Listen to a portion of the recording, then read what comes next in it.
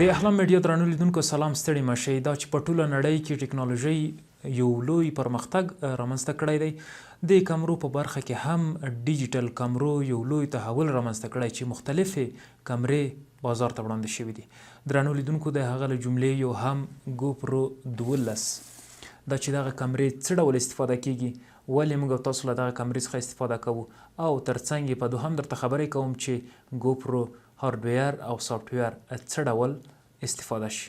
درنو لیدونکو رځو ګوپرو 12 خلاصوم چې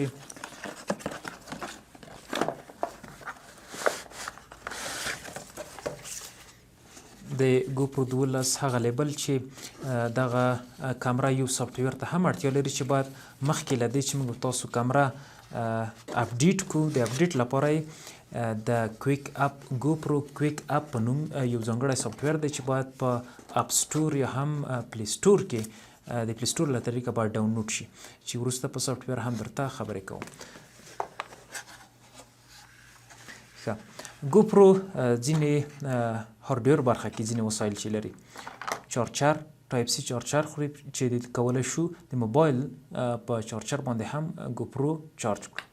د دوم کوم چې دی دلته ځینې پینونه لري چې موږ تاسو کولی شو سټیپلایزر کله چې استفاده ورڅخه کوو په موټر یا مثلا سویچ بورډ باندې یا باسکیل باندې کولی شو له دې څخه استفاده وکړو. او دا هم بیټرۍ ده چې موږ تاسو د چلاندولو لپاره ورڅخه استفاده کوو.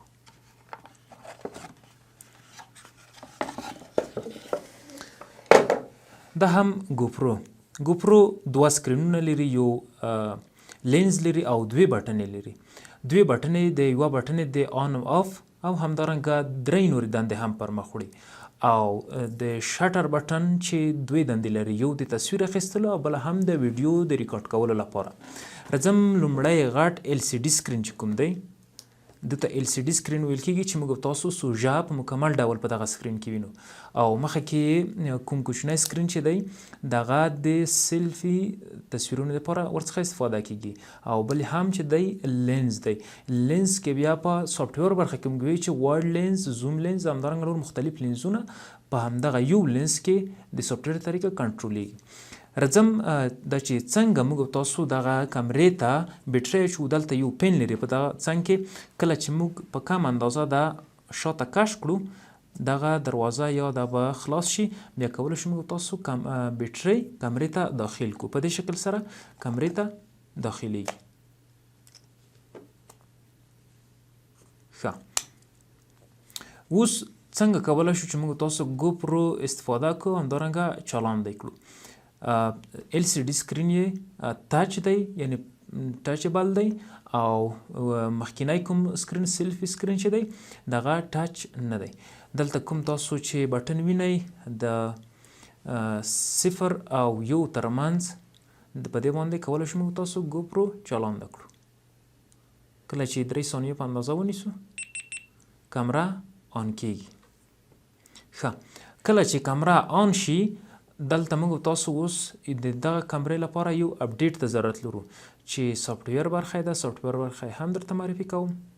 د اهلام میډیا درنو لیدونکو د ګوپرو 12 کمرې هارډویر برخه همدومره وه، نو تر دې وروسته زه درته د ګوپرو 12 سافټویر برخه هم معرفي کوم چې مهم یې د ګوپرو کویک اپ سافټویر دی چې څنګه کولی شو موږ تاسو په آیفون یا هم ګلکسي موبایلونو کې ډاونلوډ کړو، او څنګه کولی شو ګوپرو 12 سافټویر د هغه اپلیکیشن سره وصل کړو او د سافټویر څخه یې استفاده وکړو. درنو لیدونکو اهلام میډیا سبسکرایب له ملګرو سره شریک کړئ. دغه ویډیو ترڅنګ د کمرې، پریمیر، اډاوډیشن، افټر افیکټ، فوټوشاپ، السټریټور نور مهم درسونه پکې شته. تر بیا ښه وخت.